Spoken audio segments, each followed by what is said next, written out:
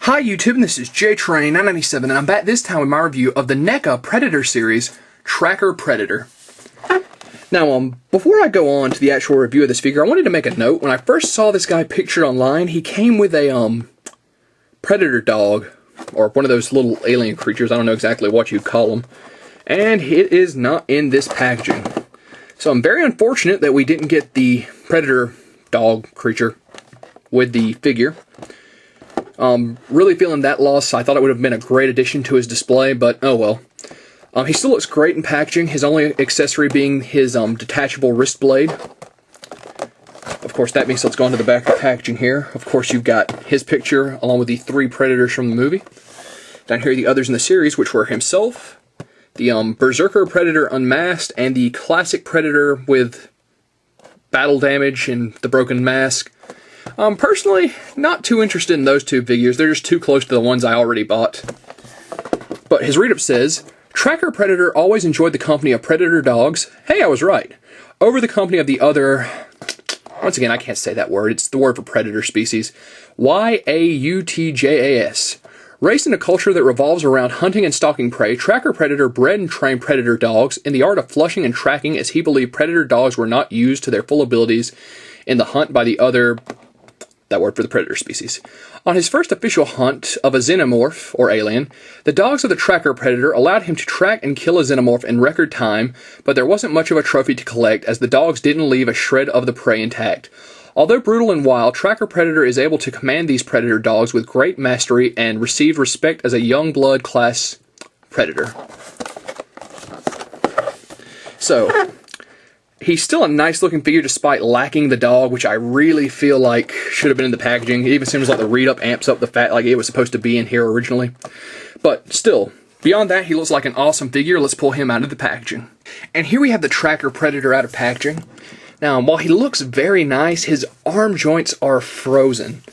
I don't know what it is, but these guys don't want to bend. You can see when I actually bend the elbow, they're starting to disconnect. They're not actually bending. And it's the same for both arms, surprisingly enough. Can't quite get them to move. Don't know what the deal is. You see, you bend it, and it just starts to come apart. So really unfortunate that his arms don't even bend. I mean, come on. On a plus side, while his arms don't bend, this wrist blade stays in very, very well. If you watch my original reviews, you know I had a lot of trouble with the wrist blades falling out of the Tracker and Berserker Predator from Series 1. But, once again, a great job. NECA never skimps us on the detail. Even if the figure sucks, you can always be guaranteed that it's going to look awesome. All these are, the dreads are a soft plastic. His shoulder, shoulder-mounted gun goes up and down. Let's actually go into some of the detail on this guy. Let's see. Oh, and these horns, which I was worried would be a very softer plastic, are actually non-bendable or flexible. I was worried they'd get warped in packaging. See, there's some tinted green on his helmet in a few places. I'm not quite sure that's supposed to be there. But other than that, really great detail all down the figure. So, spinning him around. Again, I mean, just even the dreads are covering up all this awesome armor. So a fantastic looking figure. As far as articulation, his head is a little stiff because of the dreads, once again. No real up and down on him. His arms go out, would do a full 360, hindered by the hair. The elbows are frozen again, unfortunately. The wrists do a full 360, as well as some up and down. Oh, crap. No, they don't do up and down. They just pop off. Pop right back on. Thank God it's not broke. That's what I'm worried about happening with the arms. And once again, we'll slide his wrist blade back in. Of course, as far as torso articulation, he goes left and right, kind of hindered by these straps on his chest.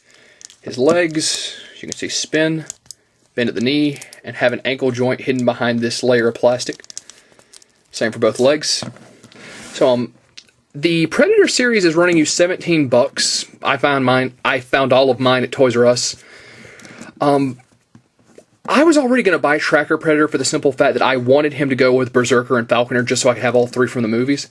But I gotta say, if you're picking them up if you're not picking them up just like I was, just so you'd have all 3, this guy would probably, even though he looks awesome, be a skip in my opinion.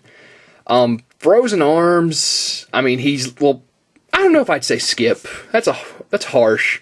Because this is how I'd honestly end up posing him. It's not creative, but it's how, arms by the side, he fits on the shelf alongside the other Predators. He still looks awesome, but maybe the other figures' arms aren't frozen. It seems like I have horrible luck when it comes to getting quality control issues. Blade does stay in better than the other Predators, which is something I hope they improved on. So I'll say it's up to you guys. Personally, I'm glad I got him because now I've got all three. I am kind of ticked that the arms don't move and that the articulation of this guy does seem to be a little stiff. One bad thing about this series, $17 a figure. I just think that's a tad too much. I think 14 would have been a more reasonable price. But even with all that said, still an alright looking still an amazing looking figure. Overall, a pretty alright figure, and this is JTrain997 saying I'll see you soon, YouTube.